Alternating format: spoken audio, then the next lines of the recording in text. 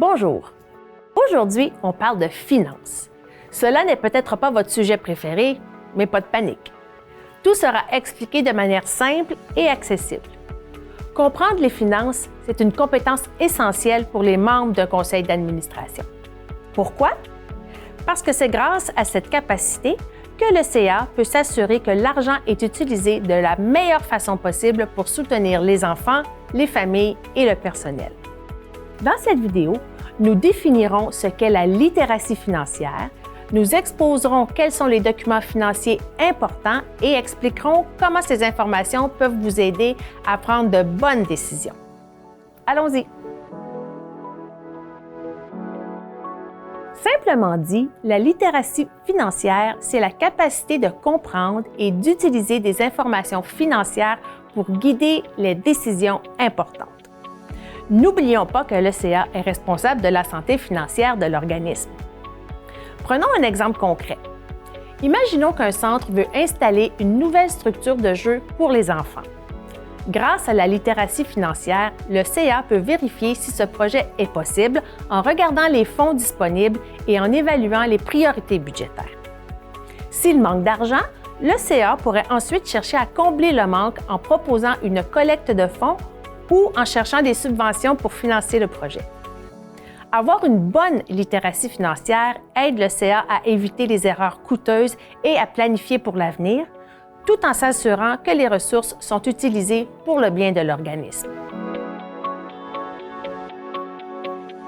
Pour bien comprendre les finances d'un centre, il est important de connaître les principaux documents financiers.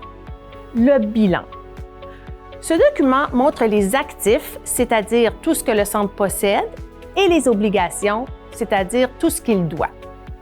Toute entreprise peut parfois avoir des dettes et des obligations. Ceci n'est pas nécessairement une mauvaise chose. Il faut plutôt regarder le grand portrait. Si le montant de dette est trop élevé par rapport aux actifs, c'est là qu'il faut agir. Les états des résultats. Ce rapport indique combien d'argent le centre gagne et combien le centre dépense. Le total, au bas du document, démontre s'il y a un profit ou un déficit. C'est aussi possible d'en savoir même plus en regardant les états des résultats. Le CA peut donc identifier où il est possible de faire des économies ou d'augmenter les revenus. Le budget.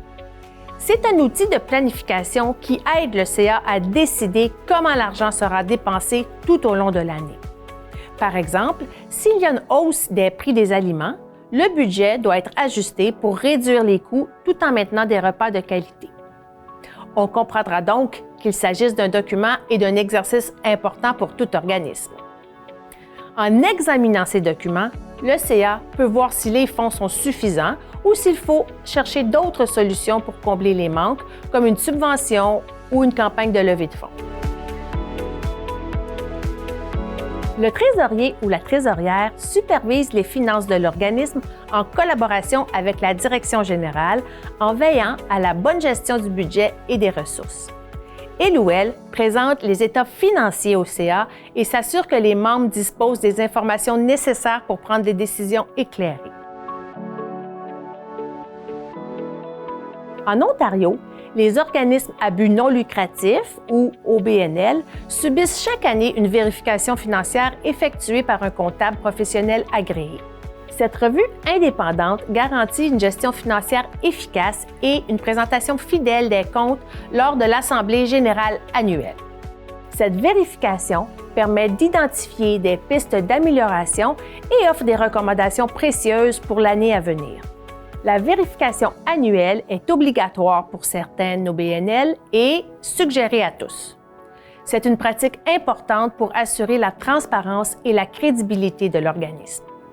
Elle renforce la confiance des membres, donateurs et partenaires. Le CA doit assurer la conformité légale selon les lois et les règlements en place. Pour bien comprendre les finances, il est important d'adopter quelques bonnes pratiques.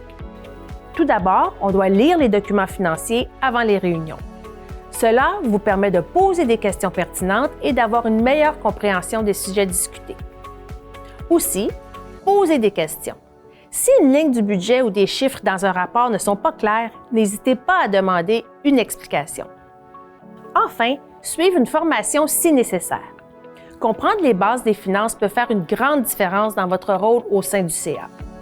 Rappelez-vous, même si vous n'êtes pas un expert en finance, il est essentiel d'être curieux et de chercher à comprendre. Cela montre votre engagement envers la mission du Centre. En somme, la littératie financière permet de prendre des décisions éclairées qui bénéficient directement aux enfants, aux familles et à l'équipe du Centre. En apprenant à lire des documents financiers comme le bilan, les états des résultats et le budget, et en posant de bonnes questions, vous pouvez avoir un impact positif sur votre organisation.